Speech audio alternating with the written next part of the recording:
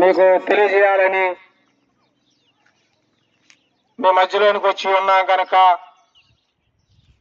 మీరు ఎక్కడున్నప్పుడు కానీ సరే కొద్ది మాటలు మీరు శ్రద్ధతో వినాలని ప్రేమతో మనం చేస్తున్నాం. అదేమనగా ఏ భేదము లేదు, అందరూ అంతటా పాపం చేసి దేవుడు అనుగ్రహించే మహిమను పొందలేకపోతున్నారని ప్రభువైన యేసుక్రీస్తు వారు సెలవిస్తున్నాడు. మనందరము పాపమే గనుక మన పాపముల కోసం, మన దోషముల కోసం ప్రభువైన యేసుక్రీస్తు వారు ఆ కలువరి శిలువలో 3 మేకుల మధ్య ఆ రక్తాన్ని చిందింతూ వచ్చినాడు. మనం పొందాల్సిన శిక్ష అంతా కూడా ఆయన పొందినాడు, ఆయన భరిస్తూ వచ్చినాడు. ప్రియమైన సహోదరి సహోదరులారా, ఈ సాయంకాల సమయంలో మీరు ఎక్కడికైనా సరే నేను పాపని ఒప్పుకుంటే దేవుడు నిన్ను క్షమిస్తాడు, పరలోక రాజ్యంలో వారసుడిగా చేయాలని ఆయన ఎంతో ప్రేమతో మనవి చేస్తున్నాడు. అంతేకాదు పరిశుద్ధమైన బైబిల్ గ్రంథములో ఒక ధనవంతుడు ఒక లాజరు ఉంటూ వచ్చినాడు. ఆ ధనవంతుడైతే పొగారంగురు వస్త్రం వేసుకొని నా ప్రాణమా తినుము తాగుమని అనుసారం జీవిస్తూ వచ్చినాడు. కానీ ఈ లాజరు అయితే తను తినటానికి ఆహారం లేనప్పుడు కూడా ప్రభువైన యేసుక్రీస్తు వారిని అంగీకరిస్తూ వచ్చినాడు. అయితే ఇంచుమించుగా ఇద్దరు చనిపోతూ వచ్చినారు, ధనవంతుడు లాజరు. ఈ లాజరు చనిపోయినప్పుడు దేవుని సింహాసన పక్కన కూర్చొని కానీ ఈ ధనవంతుడైతే నరకములో వేతన పెడుతూ ఉన్నాడు, కేకలు వేస్తూ ఉన్నాడు. అయ్యో దాహము దాహము దాహము అని కేకలు వేస్తూ ఉన్నాడు. అయినప్పటికీ ఆ లాజరును చూసి అబ్రహాము నీ పక్కన లాజరును పంపించి నేలకు పిడుచు కడుతున్నదయ్యా, ఒక నీటి పెట్టేస్తాడని బతులాడుతున్నప్పుడు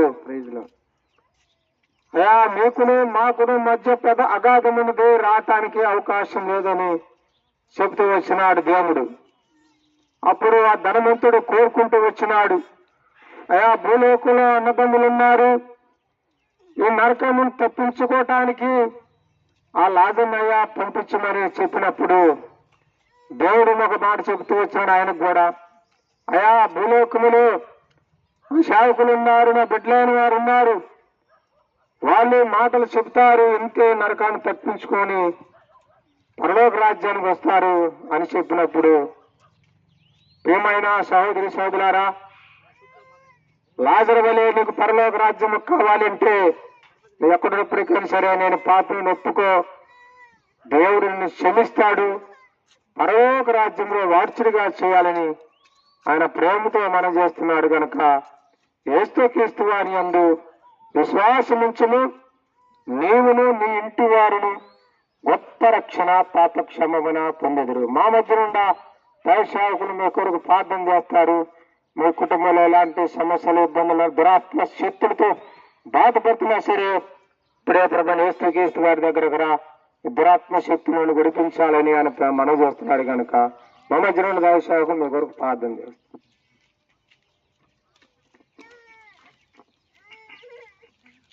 ప్రార్థన. ప్రేమాస్వరూపుడు అయిన మా ప్రియ పరలోకమందున్న తండ్రి, వందనాలు. యేసు ప్రభు వారి యొక్క అతి శ్రేష్టమైన నామములో చెల్లించుకుంటున్నాము. ఈ ప్రాంతాన్ని మీరు ప్రేమించి ప్రభా మరి పిడుగురాల బెత్తలమే ఎఫ్రాతా ద్వారా మీ సత్య సువార్తను తీసుకొచ్చినందుకు కొరకే వందనాలు. ప్రభా మరి మీ దాసు నిలవబెట్టి ఈ స్థలములో దయల తండ్రి మీరు ఇచ్చినటువంటి కొన్ని శ్రేష్టమైన మాటల కొరకే వందనాలు. ఎవరైతే ప్రభా మరి సువార్త వాక్యములు విన్నారో వారు సత్యాన్ని గ్రహించటానికి ప్రభా దయ చూపించండి. యేసు ప్రభువుని సొంత రక్షకుడిగా అంగీకరించడానికి ప్రభా వారి హృదయాన్ని మీరు తెరవమని కూడా ప్రార్థన చేస్తుంటున్నాం. ప్రభా మరి వారిని, వారి కుటుంబాలను, వారి బిడ్డలను, వారి పాడి పంట, చేతి పనులు, ఉద్యోగ వ్యాపారాలు మీరు దీవించండి. ఎవరైతే రోగులు అస్వస్థ కలిగి ఉన్నారో అటు వారందరినీ కూడా మీరు ముట్టండి, తాకండి, పరిపూర్ణమైన ఆరోగ్యాలతో మీరు నింపమని, మేము కూడా సాగి ముందుకు వెళ్ళనయింటుండగా దయల తండ్రి తోడుగా ఉండమని, మహిమ ఘనత స్తుతి ప్రభావములు నీకే ఆరోపణ చేసుకునొచ్చు యేసు క్రీస్తు ప్రభు వారి యొక్క శ్రేష్టమైన నామములోనే స్తుతించి ప్రార్థన చేసి అడిగి వేడుచున్నాము తండ్రి.